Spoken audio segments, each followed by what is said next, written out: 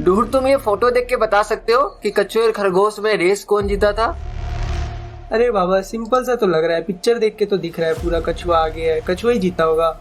Dude तुम बहुत जल्दी कुछ कंक्लूड कर लेते हो, थोड़ा सोचा करो। अरे ये सब छोड़ो बाबा, मैं बहुत परेशान हूँ। पता है क्या हुआ मेरे साथ? क्या हुआ डूड? अरे बाबा कल मेरा स्पोर्ट्स डे था और मैं रेस करा अपने दोस्त के साथ, और फिर जैसे ही घर आया सब मेरे से पूछने लगे कि क्या हुआ रेस में, कौन जीता। सब दोस्त घर वाले, अब मैं कितने जन को बताऊं, परेशान हो गया हूँ एक ही बात बता के। काश मेरे पास कोई वीडियो होता, दिखा देता सबको, लो देखो। तो तुम डिस्टेंस टाइम ग्राफ दिखा देते डूड। ये क्या होता है? चलो इसे अब हम समझते हैं अच्छे से। पता है डूड, डिस्टेंस टाइम ग्राफ पढ़ने के बाद तुम किसी की भी जर्नी को प्रिडिक्ट कर सकते हो कि आगे क्या होने वाला है, जैसे भविष्यवाणी होती है ना वैसा। और तुम स्पीड भी कैलकुलेट कर सकते हो किसी भी टाइम इंटरवल में डूड।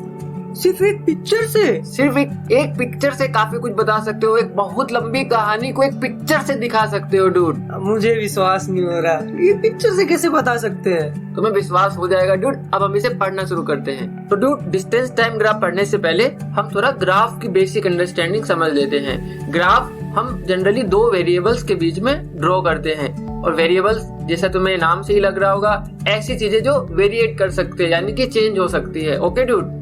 ओके बाबा, इसका मतलब आप ये कह रहे हो जो यहाँ पे x और y है वो वेरिएबल है? हाँ ड्यूड, जो x है वो हमारा इंडिपेंडेंट वेरिएबल कहलाता है। अब ये क्या होता है? देखो डूड, जैसा नाम से लग रहा है इंडिपेंडेंट, मतलब ये किसी और पे डिपेंड नहीं करता है। Okay dude? ओके। और जो y है, जो y एक्सिस होती है, वहाँ पे हम डिपेंडेंट वेरिएबल प्लॉट करते हैं डूड। ओके ओके, देखिए डिपेंडेंट क्या होगा फिर? डिपेंडेंट वेरिएबल जो इंडिपेंडेंट पे डिपेंड करे। ओके ओके, नाम से ही लग रहा होगा डूड। ओके तो देखो इस केस में एक स्ट्रेट लाइन हमें दिख रही है y और x एक्सिस के बीच में, तो जरूरत नहीं कि ग्राफ हमेशा ऐसा ही आएगा। ग्राफ ऐसा भी आ सकता है, ग्राफ दो वेरिएबल के बीच में ऐसा भी हो सकता है, ग्राफ कैसा भी आ सकता है डूड। तो डूड अब हम ग्राफ को पढ़ना सीखते हैं। अगर मैं तुम्हें यहाँ पे बोलूं कि ये वैल्यू x की यहाँ पे 2 थी, तो मुझे बताओ जो हमारा इंडिपेंडेंट वेरिएबल है y, उसकी वैल्यू इस पॉइंट पे कितनी आएगी? पता नहीं बाबा, कैसे देखेंगे? देखो डूड सिंपल है, x इक्वल टू 2 से तुम्हें एक वर्टिकल लाइन ड्रॉ करनी है जो कि इस ग्राफ को यहाँ पे टच करेगी, और यहाँ से जो एक हॉरिजॉन्टल लाइन तुम्हें ड्रॉ करनी है, ये जो वैल्यू आएगी ना वो हमारी x इक्वल टू 2 पर y की वैल्यू आ जाएगी कितनी थी, समझे डूड?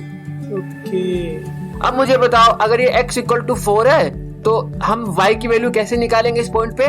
तो वर्टिकल सीधा सीधा जाएंगे जाएंगे जाएंगे जाएंगे। अच्छा, यहाँ इंटरसेक्ट कर रहा है, फिर इंटरसेक्टर पॉइंट से हॉरिजॉन्टल लाइन खींचेंगे, और ये जो पॉइंट का वैल्यू है वही y का वैल्यू हो जाएगा, x equal to 4। Okay dude, तुम समझ चुके हो ग्राफ को पढ़ना। अब एक रियल एग्जांपल से ग्राफ को समझते हैं। क्रिकेट तो तुम देखते ही होगे ड्यूड। हाँ, ये तो मेरा फेवरेट है। तो देखो इस प्लेयर ने यहाँ पे पहले मैच में 50 रन बनाए, सेकेंड मैच में 10 रन, थर्ड मैच में एक और हाफ सेंचुरी, फोर्थ मैच में डक, फिफ्थ मैच में सेंचुरी। तो मुझे बताओ ग्राफ से इस चीज को कंफर्म करो। तो मुझे पहले मैच में कितने रन बनाया? ओके, पहले मैच से वर्टिकल लाइन खींचेंगे, हाँ यहाँ आया, फिर यहाँ हॉरिजॉन्टल लाइन खींचेंगे। अच्छा, यहाँ भी 50 ही आ रहा है। हाँ ड्यूड, ऐसे ही तुम बाकी मैचेस के रन निकाल सकते हो ड्यूड, समझ गए? ओके। तो तुमने पूछा नहीं मुझे डूड कि यहाँ पर रन्स को ही मैंने डिपेंडेंट वेरिएबल क्यों लिया और मैचेस को इंडिपेंडेंट क्यों लिया बाबा? तो तुम मुझे बताओ डूड, एक प्लेयर ने कितने रन्स बनाए तो वो किस पर डिपेंड करेगा? जितना मैच खेला है उसने। हाँ, और तुम देखो मैच तो इंडिपेंडेंट है ना, मैचेस तो हो रहे हैं, ठीक है, और रन्स मैं कितना बनाऊंगा ये तो डिपेंड करेगा कि मैं कितने मैचेस खेलूंगा, समझे डूड? ओके। तो याद रखना इस चीज को कि हम x एक्सिस पे डिपेंडेंट नहीं इंडिपेंडेंट वेरिएबल ड्रॉ करते हैं, और y एक्सिस पे डिपेंडेंट वेरिएबल ड्रॉ करते हैं जनरली। ओके ओके, ठीक है डूड, अब हम आगे बढ़ते हैं। तो डूड अब तुम्हारी परेशानी दूर करते हैं और तुम्हारे रेस का वीडियो देखते हैं। देखो डूड, तुम पहले 5 सेकेंड में 10 मीटर तक भाग चुके थे, और 10 सेकेंड तक तुम 20 मीटर आगे निकल चुके थे। और ये तुम्हारी रेस का अगर मैं बहुत सारा फोटो खींचू ना डूड, तो वो कुछ तुम्हारी जर्नी इस प्रकार दिखेगी। अगर t इक्वल टू 0 पे तुम्हारी कोई फोटो खींचता तो तुम रेस्ट पर ही थे और स्टार्ट ही कर रहे थे, तो 0 मीटर पे थे। अब देखो t इक्वल टू 5 सेकेंड में तुम्हारी फोटो तुम 10 मीटर तक पहुंच चुके थे, t इक्वल टू 10 सेकेंड में तुम 20 मीटर तक आगे निकल चुके थे, और t इक्वल टू 15 सेकेंड में तुम 30 मीटर आगे थे। ऐसे ही तुम्हारी हर एक इंटरवल पे फोटो ली जा सकती है और तुम्हारा ये जर्नी था। अब सारी फोटो को अगर हम एक जगह जमा करें तो देखो t इक्वल टू 0 सेकेंड में तुम 0 मीटर पे थे, t इक्वल टू 5 सेकेंड में तुम 10 मीटर पे थे, 10 सेकेंड में तुम 20 मीटर पे थे, एंड 30 सेकेंड में तुम जर्नी फिनिश कर चुके थे। अगर हम इसी को एक ग्राफ पर अपलोड करें तो देखो कुछ इस प्रकार दिखेगा। y एक्सिस पे हमने अपना डिपेंडेंट वेरिएबल लिया जो है डिस्टेंस, और x एक्सिस पे है टाइम। पहले तो मुझे बताओ डूड, हमने टाइम को ही x एक्सिस पे क्यों लिया और डिस्टेंस को y एक्सिस पे क्यों लिया? क्योंकि टाइम इंडिपेंडेंट है, डिस्टेंस डिपेंडेंट वेरिएबल है। अच्छा, तुम ऐसा क्यों कह रहे हो टाइम इंडिपेंडेंट है? क्योंकि वो तो चलते ही रहेगा, किसी पे डिपेंड नहीं करेगा। ओके डूड, ठीक है। तो तुम्हारी कुछ जर्नी इस प्रकार दिख रही है। देखो 5 सेकंड पे तुम 10 मीटर पे थे, और तो ये चीजें उससे मैच करे। देखो तुम 5 सेकंड पे 10 ही मीटर पे हो, 10 सेकंड पे तुम 20 मीटर पे थे। ये चीज तुम ग्राफ से भी देख सकते हो कि 10 सेकंड पे तुम 20 मीटर पे थे, और सिमिलरली बाकी भी तुम चेक कर सकते हो। अगर अब तुम मुझे बताओ, ऐसे में तुम्हारी बहुत सारी फोटो खींचता हर एक छोटे से छोटे सेकंड के लिए, तब कैसा दिखता? अच्छा बाबा, आप ये कहना चाह रहे हो यहाँ एक जो डॉट है वो एक फोटो को प्रेजेंट कर रहा है। जैसे 5 सेकंड 10 मीटर में था, और ऐसे ही पूरा लास्ट में देखेंगे 30 सेकंड हुआ तो मैं 60 मीटर तक पहुंच गया था। आप बोल रहे हो कि बहुत सारा फोटो खींचोगे तो ऐसे बहुत सारा बिंदु आ जाएगा यहाँ तो। एग्जैक्टली डूड, ये देखो कुछ इस प्रकार हर एक पॉइंट की एक इमेज रिप्रेजेंट कर रही है। ये बिंदु, ये जो पॉइंट्स है, ये तुम्हारी एक इमेज रिप्रेजेंट कर रही है कि उस टाइम पर तुम्हारी फोटो खींची जाती है तो तुम कुछ ये डिस्टेंस पे होते और ये टाइम इंटरवल होता तुम्हारा। तो डूड तुम देख सकते हो, अगर मैं ये सारे पॉइंट्स को कनेक्ट करूंगा तो एक स्ट्रेट लाइन बन रही है मेरी। ओके हाँ, ओके। तुम यहाँ से अब देख सकते हो डूड तुम्हारी जर्नी को। तुम 5 सेकंड पे यहाँ थे और एक स्ट्रेट लाइन बन सी गई है जब तक तुम्हारा रेस पूरा फिनिश होता है। अच्छा, अब स्ट्रेट लाइन बन गया है तो मैं किसी भी पॉइंट पे अपना डिस्टेंस निकाल सकता हूँ। हाँ, तुम देखो जैसे हमने कहा था ना, डिस्टेंस टाइम ग्राफ से तुम प्रेडिक्ट कर सकते हो। तो तुम मुझे बताओ 12.5 सेकंड पे तुम्हारा डिस्टेंस कितना था? 12.5 मतलब ऐसे यहाँ से वर्टिकल लाइन खींचेंगे, हाँ, और यहाँ से हॉरिजॉन्टल लाइन खींचेंगे, ऐसा। ये तो 25 मीटर। देखा जादू? अरे बाबा वाह, इसका मतलब मैं बस किसी भी स्ट्रेट लाइन ग्राफ से किसी भी टाइम इंटरवल पे अपना डिस्टेंस निकाल सकता हूँ। Exactly dude. ओके, तुम्हारी जर्नी को साथ में देखते हैं और इसका ग्राफ भी प्लॉट करते हैं। देखते चलो, तुम देख सकते हो तुम्हारा ग्राफ भी साइमल्टेनियसली प्लॉट हो रहा है। 5 सेकंड पे तुम 10 मीटर तक थे, 10 सेकंड में तुम 20 मीटर ट्रेवल कर चुके थे, 30 मीटर तक तुमको 15 सेकंड लगा था। तो ये तुम्हारी जर्नी और ये तुम्हारा ग्राफ एक साथ प्लॉट हो रहा है। ओके। और तुम 30 सेकंड पे अपनी रेस फिनिश कर चुके थे। ये रहा तुम्हारा फाइनल पॉइंट। ओके बाबा, ये तो समझ आ गया कि कैसे आपने पूरा ग्राफ बना दिया पूरा मेरे वीडियो से। लेकिन आपने मैं तो बोला था कि मैं स्पीड भी पता लगा सकता हूँ किसी भी इंटरवल में। यहाँ स्पीड कैसे पता लगाएंगे? तो ड्यूड, अब हम ग्राफ से स्पीड को कैलकुलेट करना सीखते हैं। हमारा y एक्सिस पे डिस्टेंस है और x एक्सिस पे टाइम है। ओके, तो हम ये इंटरवल ले रहे हैं x1 से x2 के बीच में, क्योंकि हमें पता है हम स्पीड कैसे निकालते हैं dude. Speed equals to distance divide by time. Okay, हाँ, ठीक है। तो तुम मुझे ये बताओ, ये जो टाइम इंटरवल है x1 से x2 के बीच में, इसमें एक ऑब्जेक्ट कितना चला है? ओके, तो पहले देखते हैं x1 में कहा था, तो वर्टिकल लाइन खींचेंगे, फिर हॉरिजॉन्टल लाइन खींचेंगे। y1 में था, मतलब y1 डिस्टेंस चला था x1 टाइम में। अब x2 टाइम में सिमिलरली देखेंगे तो y2 डिस्टेंस चला था। तो x1 से लेकर x2 टाइम में y2 माइनस y1 डिस्टेंस चला। ओके, तो तुम कह रहे हो इस इंटरवल में डिस्टेंस चला y2 माइनस y1 और टाइम है तुम्हारा x2 माइनस x1। ओके, तो तुम स्पीड कैलकुलेट करना सीख चुके हो डूड। इसका मतलब क्या हुआ, अगर हमें कोई भी इंटरवल दिया हो तो हम स्पीड कैसे निकालेंगे? हम उस इंटरवल में कितना डिस्टेंस चले, जो कि हम ग्राफ से देख सकते हैं कि पहले पॉइंट पे कितना डिस्टेंस था, एंड पॉइंट पे कितना डिस्टेंस है, उन दोनों को माइनस करेंगे तो उस इंटरवल का डिस्टेंस ट्रेवल्ड आ जाएगा, और टाइम इंटरवल से डिवाइड कर देंगे तो हमारा स्पीड आ जाएगा। ओके, लेकिन बाबा मैं कंफ्यूज हो रहा हूँ, ये एवरेज स्पीड है, इंस्टेंटेनियस स्पीड है? देखो डूड, जनरली ये एवरेज स्पीड ही आएगा क्योंकि हमारा टाइम इंटरवल बड़ा है। लेकिन जैसे जैसे ये छोटा होता जाएगा, मैं बोलूं कि एकदम पास आ जाओ और भी पास आ जाओ, तो ये इंस्टेंटेनियस स्पीड में कन्वर्ट होता जाएगा। ओके। और ड्यूड ध्यान रखना, स्लोप इक्वल्स टू जो हमने अभी कैलकुलेट किया ना, y2 minus y1 divide by x2 minus x1, इसी क्वांटिटी को हम स्लोप भी कहते हैं ड्यूड। ओके, स्लोप क्या है? ये ग्राफ में क्या है स्लोप? ग्राफ में देखो ड्यूड, मैं बताता हूँ। ये जो हमारा ग्राफ है ना, ये x एक्सिस से कितना एंगल बना रहा है, ये tan थीटा ही स्लोप होता है। ये तुम आगे अपनी 11th क्लास में पढ़ोगे। ओके ओके, मतलब स्लोप होता है एंगल, और उसको निकालेंगे y2 minus y1 divided by x2 minus x1। Exactly dude. तो ड्यूड अब तुम्हारे रेस का ही एग्जांपल लेते हैं। तो तुम मुझे बताओ, इस इंटरवल में जो कि है 15 सेकंड से 20 सेकंड के बीच का इंटरवल, इसमें तुम्हारी स्पीड कितनी थी? ओके, तो मैं देखूंगा 15 सेकंड से वर्टिकल लाइन खींचूंगा, वो जहाँ इंटरसेप्ट करेगा वहां से हॉरिजॉन्टल लाइन खींचूंगा, तो 30 मतलब 15 सेकंड में मैं 30 मीटर चल चुका था। ऐसे सिमिलरली 20 में देखूंगा तो 40 आ रहा है। तो 15 से 20 सेकंड में मैं चला 30 से 40, मतलब 40 माइनस 30 10 मीटर हो गया। और टाइम कितना है? 20 माइनस 15 5 सेकंड। तो मैं 5 सेकंड में बाबा 10 मीटर चला उतने इंटरवल में। तो तुम्हारी स्पीड हो गई 2 मीटर पर सेकंड। 2 मीटर पर सेकंड। तो तुम अब स्पीड निकालना ग्राफ की हेल्प से सीख चुके हो। ओके, मतलब 15 से 20 से ये इंटरवल में मेरा स्पीड था 2 मीटर पर सेकंड। ओके बाबा, समझ गया।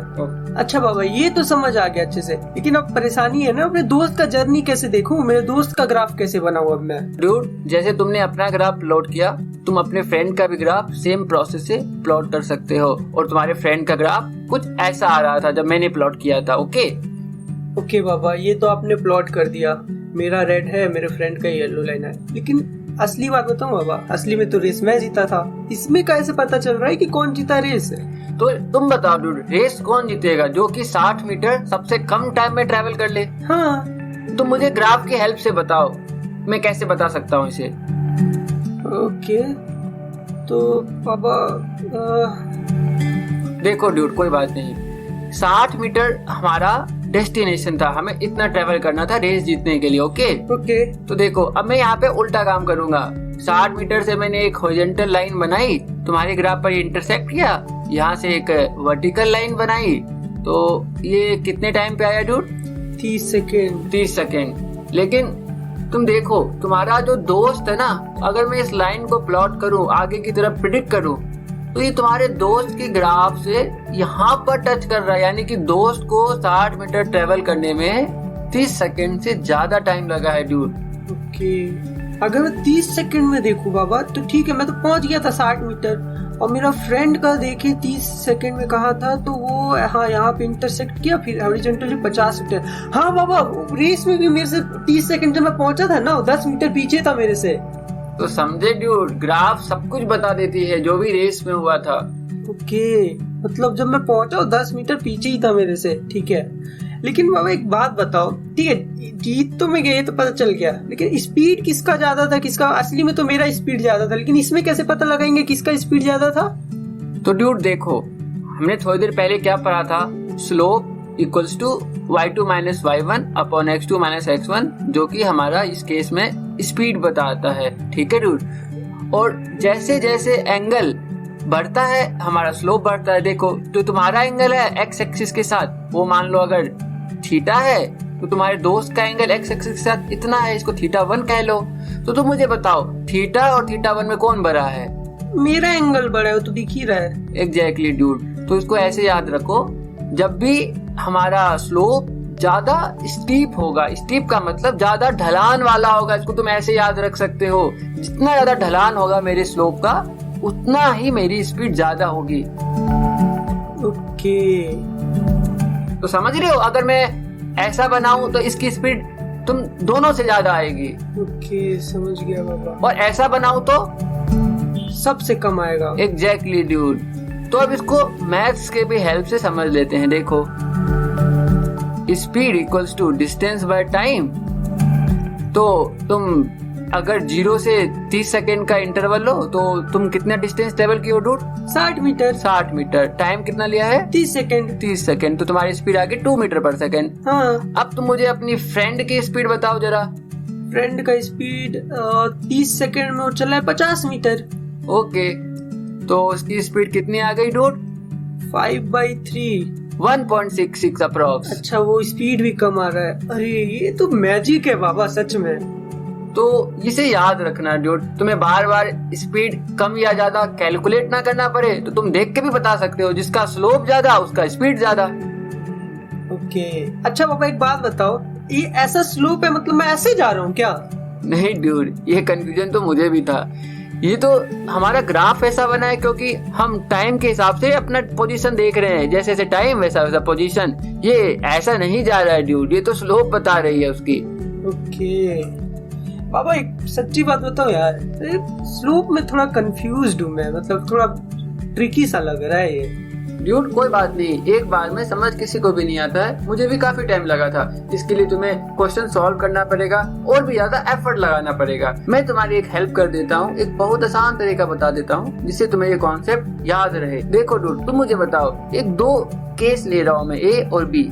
ओके, ये एक इंक्लाइंड प्लेन है, देसी भाषा में समझो तो एक ऊंचाई वाली ढलान है, ये कम ढलान है। तुम मुझे बताओ, बॉल अगर यहाँ से रिलीज करी जाए तो किस केस में ज्यादा स्पीड अप हो जाएगी? जिसका ऊंचाई ज्यादा है बाबा। देख भी लेते हैं वीडियो से, देख सकते हो तुम। जो पहले केस में बॉल की स्पीड ज्यादा हो गई और सेकंड केस में बॉल की स्पीड कंपैरेटिवली कम थी। तुम ऐसे ध्यान रख सकते हो डूड। स्लोप में भी देखो, अगर ये डिस्टेंस टाइम ग्राफ है, जिसका स्लोप ज्यादा यानी जिसका ढलान ज्यादा उसका स्पीड ज्यादा। अरे वाह बाबा, मजा आ गया, आप तो कभी नहीं भूलूंगा ये। तुम्हारे बाबा है ही ऐसे। ड्यूड, तुम जिस रेस में जीते थे ना, मुझे ये बताओ, तुम पहले 5 सेकंड में कितना डिस्टेंस ट्रेवल किए? 10 मीटर। 10 मीटर। अगले 5 सेकंड में 20 - 10 मीटर। 10 मीटर। अगेन 5 सेकंड के इंटरवल में 30 - 20 10 सेकंड, 10 मीटर सॉरी। तो कुछ याद आ रहा है डूड? ये पैटर्न को समझ पा रहे हो? इक्वल डिस्टेंस और इक्वल। याद है बाबा, आपका पढ़ाया कैसे भूल सकता हूँ। हर 5 सेकंड में मैं 10 मीटर ही चल रहा हूँ, इसका मतलब मेरा जो जर्नी है यूनिफॉर्म मोशन है। Exactly dude. और तुम हर इंटरवल में तुम्हारी स्पीड कितनी आएगी? यूनिफॉर्म मोशन में तो सेम ही होता है ना, तो 10/5 2 मीटर पर सेकंड हो जाएगा हर इंटरवल में। अच्छा, लास्ट इंटरवल मुझे कैलकुलेट करके बता दो। ओके, तो 60 - 50 / 30 - 25 5 सेकेंड 2 मीटर पर सेकेंड आ रहा है। तो ड्यूड, तुम देख सकते हो, तुम्हारा जो रेस था ना, तुम एक यूनिफॉर्म मोशन की जर्नी ट्रेवल कर रहे थे और तुम्हारी स्पीड 2 मीटर पर सेकेंड आई थी। ओके। और तुम्हारा ग्राफ कैसा आया था ड्यूड? ये तो एक स्लोप आया था, स्ट्रेट लाइन। एक स्ट्रेट लाइन ग्राफ आया था ड्यूड। ड्यूड, ये चीजें याद रखना। Distance time graph in case of uniform motion will be a straight line. Okay dude? Okay बाबा। और स्पीड हमेशा कांस्टेंट होती है and we can easily calculate the magnitude by finding the slope. समझ गए इतना dude? हाँ, मतलब आप यही कह रहे हो ना फिर कि जब भी स्ट्रेट लाइन होगा ग्राफ में तो मैं वहीं से बता दूंगा कि यूनिफॉर्म मोशन है। एग्जैक्टली डूड, तुम्हें बार बार इतनी लंबी मेहनत नहीं करनी पड़ेगी कि हर इंटरवल में तुम चेक करोगे। अगर distance time graph is straight line, इसका मतलब मोशन इज यूनिफॉर्म और इसका मतलब स्पीड इज कांस्टेंट। और स्पीड कैलकुलेट कैसे करोगे? कैलकुलेट तो वही जैसे आपने सिखाया था, 2 इंटरवल ले लूंगा कोई सा, डिस्टेंस निकाल लूंगा / टाइम।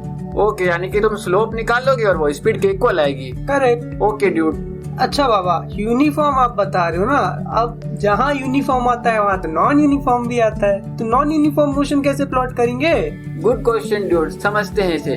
ड्यूड, अब एक नॉन यूनिफॉर्म मोशन का एग्जांपल देखते हैं। जब कार बहुत तेज से आ रही थी और ब्रेक लगाने का रुक गई, तो इसका ग्राफ प्लॉट करते हैं। तो ये ड्यूड, ये है कार की जर्नी का ग्राफ। देखो ड्यूड, हमें पता है नॉन यूनिफॉर्म मोशन में कार अनइक्वल डिस्टेंस ट्रेवल करती है in equal intervals of time. जैसे कि देखो, ये अगर टाइम t = 0 लेता हूँ, ये 10 सेकेंड है, ये 20 सेकेंड है, ये 30 सेकेंड है। ओके, तुम देख सकते हो टाइम इंटरवल 10 सेकेंड का है। लेकिन तुम हर एक टाइम इंटरवल में डिस्टेंस देखो, पहले 10 सेकेंड में कार कितना चली? ये तो बहुत ज्यादा दिख रहा है बाबा।